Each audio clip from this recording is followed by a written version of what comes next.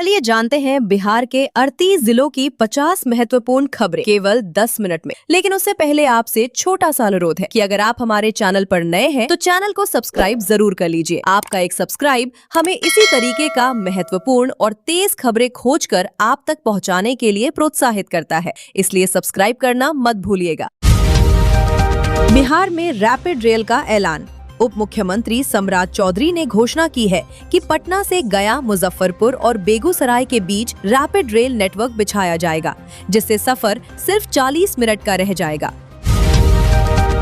राहुल गांधी का बिहार दौरा। लोकसभा में नेता प्रतिपक्ष राहुल गांधी लगभग 90 दिनों के बाद बिहार दौरे पर आ रहे हैं, जहां वे युवाओं जेन ज़ी को एकजुट करने के लिए एक विशेष अभियान शुरू करेंगे। 5 लाख करोड़ का निवेश लक्ष्य। सम्राट चौधरी ने दावा किया कि केंद्र सरकार के सहयोग से बिहार में अगले कुछ वर्षों में इंफ्रास्ट्रक्चर और डिफेंस कॉरिडोर के क्षेत्र में 5 लाख करोड़ रुपए का निवेश लाया जाएगा। मुफ्त बिजली योजना लागू। बिहार सरकार ने राज्य के उपभोक्ताओं के लिए 125 यूनिट तक मुफ्त बिजली देने के फैसले पर प्रशासनिक अमल तेज कर दिया है। सड़क हादसों के मुआवजे में बदलाव। आपदा प्रबंधन विभाग अब राज्य में होने वाले बड़े सड़क हादसों के पीड़ितों को 4 लाख रुपए तक का मुआवजा सीधे बैंक खातों में देगा। बांकीपुर विधानसभा उपचुनाव। पटना की बांकीपुर सीट पर होने वाले आगामी उपचुनाव के लिए राजनीतिक सरगर्मियां तेज हो गई हैं। प्रशांत किशोर की जन सुराज पार्टी ने यहां पूरी ताकत झोंकने का दावा किया है। अंचल कार्यालयों में जनता दरबार।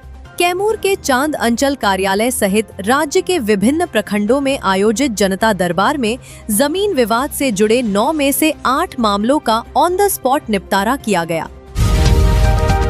डिप्टी सीएम को धमकी देने वाला चिन्हित। बिहार के उप मुख्यमंत्री विजेंद्र प्रसाद यादव को फोन पर अपशब्द और धमकी देने वाले अज्ञात आरोपी की पहचान के लिए साइबर थाना पुलिस लगातार छापेमारी कर रही है। सरकारी अधिकारियों की संपत्ति पर ईओयू का शिकंजा।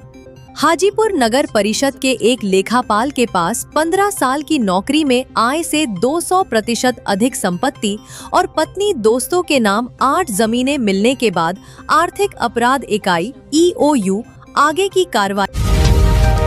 राशन कार्ड और 20 सूत्री बैठक। पटना और आसपास के जिलों में 20 सूत्री कमेटियों की बैठक में नए राशन कार्ड बनाने और अपात्र लोगों के नाम हटाने की प्रक्रिया में पारदर्शिता लाने के निर्देश दिए गए हैं। खान सर को पटना हाईकोर्ट से अंतरिम राहत। कोचिंग संस्थान में हुई फायरिंग मामले में पटना हाईकोर्ट ने राज्य सरकार से 4 हफ्ते में जवाब मांगा है। फिलहाल स्थानीय अदालत ने उनकी गिरफ्तारी पर रोक बरकरार रखी है। पटना हाईकोर्ट के अधिकारी से लूट। अदालतगंज के व्हाइट हाउस के पास बदमाशों द्वारा हाईकोर्ट के सेक्शन ऑफिसर प्रकाश चंद्र के गले से 1.80 लाख रुपए की सोने की चेन छीनने के मामले में पुलिस सीसीटीवी फुटेज खंगाल रही है। Patna smart city app update. Patna नगर निगम ने अपने डिजिटल ऐप को अपडेट किया है, जिसके माध्यम से नागरिक अब एक क्लिक पर अपने वार्ड पार्षद का नंबर पा सकेंगे और व्हाट्सएप चैटबॉट से सीधे शिकायत दर्ज करा सकेंगे। पटना साइंस कॉलेज का भूकंप केंद्र ठप। साइंस कॉलेज परिसर में बना करोड़ों का भूकंप नेटवर्क केंद्र पिछले 3 साल से रख रखाव और मैनेजमेंट काउंसिल न बनने के कारण खंडहर में तब्दील हो रहा है। दरभंगा और रक्सौल एयरपोर्ट विस्तार। बिहार कैबिनेट ने दरभंगा और रक्सौल हवाई अड्डों के विस्तार के लिए आवश्यक भूमि अधिग्रहण के प्रस्ताव और बजट को मंजूरी दे दी है। पटना में दूसरा आम महोत्सव। कृषि मंत्री विजय कुमार सिन्हा ने पटना में आयोजित राज्य स्तरीय द्वितीय मैंगो फेस्टिवल का उद्घाटन किया, जहां बिहार के चुनिंदा जर्दालू और दूधिया मालदा आमों की प्रदर्शनी लगाई गई है।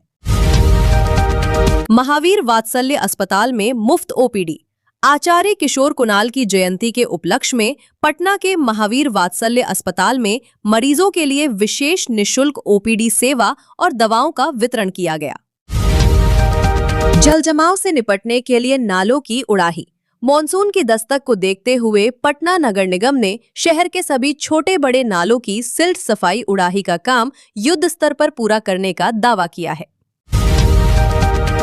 जमीन धोखाधड़ी में महिला पर केस। पटना से सटे इलाकों में दूसरे की जमीन को अपनी बताकर 4.15 लाख रुपए हड़पने के मामले में एक महिला समेत 4 लोगों पर प्राथमिकी दर्ज की गई है। सड़क सुरक्षा अभियान। पटना ट्रैफिक पुलिस ने शहर के मुख्य चौराहों पर बिना हेलमेट और ट्रिपल राइडिंग करने वाले दुपहिया वाहनों के खिलाफ सघन चेकिंग अभियान चलाकर भारी जुर्माना वसूला है। नीट री एग्जाम की तैयारी। बिहार के विभिन्न केंद्रों पर होने वाले नीट री एग्जाम को लेकर नेशनल टेस्टिंग एजेंसी एनटीए ने सिटी इंटीमेशन स्लिप जारी कर दी है।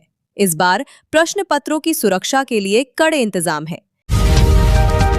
Bihar STET 2026 schedule. Bihar school परीक्षा बोर्ड ने स्पष्ट किया है कि बिहार माध्यमिक शिक्षक पात्रता परीक्षा एसटीईटी के लिए आवेदन और परीक्षा का आयोजन अक्टूबर 2026 में किया जाएगा।